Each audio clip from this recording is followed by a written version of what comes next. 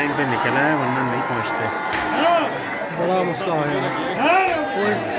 लोगों को कहता है ये हाल है यार, लोगों तंग करके रख दिया। मेरी गाड़ी हिटअप हो गई थी, मैंने गाड़ी बंद कर दी थी बीच में। अब उधर से ना वापस जाने के ना आगे जाने के।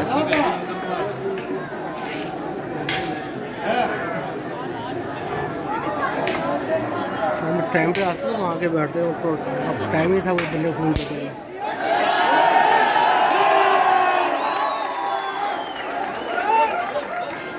मसाला